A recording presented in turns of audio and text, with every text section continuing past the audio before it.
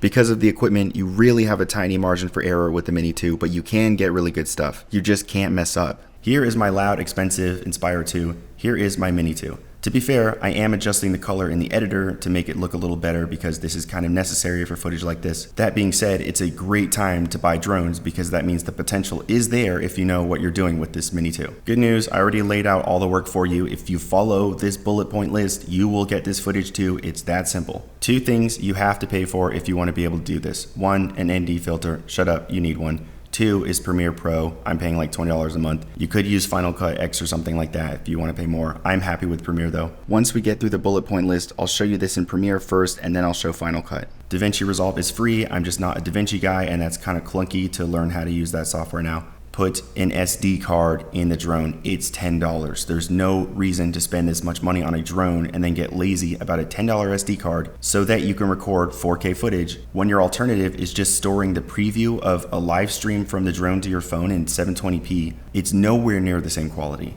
No shooting in auto. Auto is great if you have no idea what you're doing and you just want to get some footage.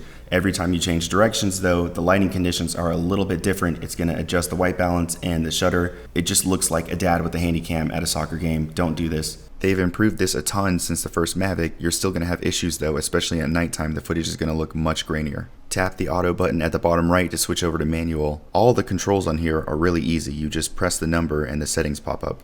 That ND filter, you want a 16 ND. This is just sunglasses for your camera. All it does is make it darker so the shutter can be slower and absorb a little bit more light to get a good picture. It's just a nicer, softer movie appeal this way, and anybody who's not new would notice it pretty quickly. It avoids you winding up with this harsh, sharp phone video look. I don't fly with the thumbsticks because I have Shrek hands. I just use the balls of my thumbs, and you have way more control doing that versus fiddling with the nipples on the controller for a million years. In the app, go into settings and change your stick mode to mode 3, and this is going to behave more like the way a human would want to fly and less like a robot. It's like an Xbox now. You have movement on the left and then up and down on the right side, as well as which direction you're facing. It just feels more natural that way. We want to be filming in 24 frames a second. This is the film look. It's smoother on the eyes. People flip over 60 frames a second, and it's strange how much they care because it sounds like that means it's more powerful. It's not really. I don't like the look of it, and I never really need to slow down my drone footage, so I don't need that many frames. And then when you take off, use normal mode to fly into position and switch over to Cine on the remote with the little switch. The controls in Cine are much smoother. It's just not smooth enough, so I changed them even more in the settings. Under the settings at the top right, to this section called Control, and then Advanced Gimbal Settings.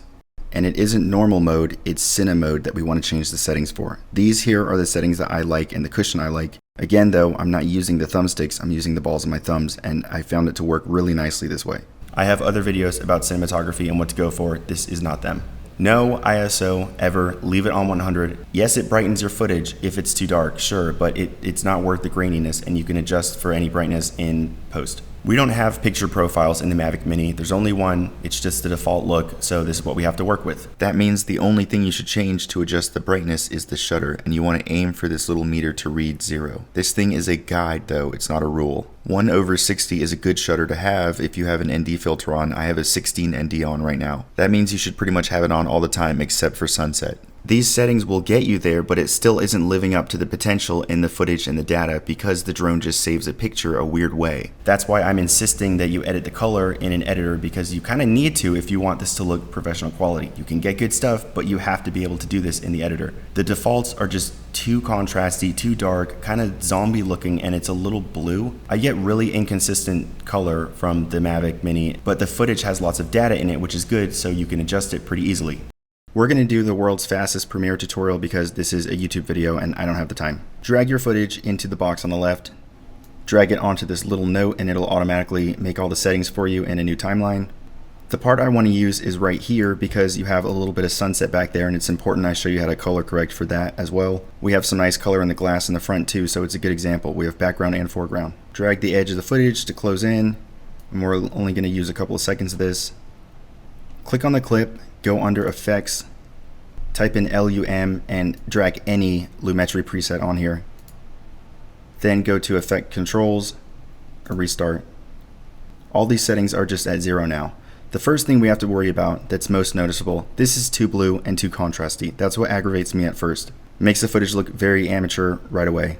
So we can make this a little bit warmer since it's sunset and drag this into the gold. We can also drag up these shadows about here, I think is safe. And these highlights are just getting pure white, but you can see some detail in the clouds. So drag the highlights down a little bit and that should recover some of the cloud spots. This sun back here is also pure white and you don't want that. So take it down a tiny bit. That just kills some of the pure whiteness and gives it a tiny bit of color. The next thing I like to do to give this a tone is lower the vibrance. So here I'm going like -20, raise the saturation. I think I'll stop around 160. Now, instead of color contrast with vibrance, where we would just get a bunch of random colors, we have one smooth tone over everything for the most part. Raise the exposure a tiny bit. The last thing I do, because DJI really loves green, I click on the red channel, and in the highlights, since it's sunset, drag it just a smidge. Not a ton. You don't want it to be obnoxious. You just want a little bit in there. And the reflection in the highlights will have a little bit more red. I'm trying to give you an example in a hard situation where there's a lot of lighting extremes, and that's because this is when it makes the biggest difference. If you don't care about the background at all, you can raise the exposure to like this. I mean, that's some stretchy footage. It'll go a long way, you know, if we only wanted to look at the foreground and the building. So there's data there and it's flexible, and I really like that. This will work much better in just regular daylight because you don't have to work with lighting extremes where you're trying to balance a sunset and the foreground. The important things are that you raise shadows, and most of the time for a daytime shot, it's like +40 for me and -20 for the highlights. That gets rid of that weird contrast.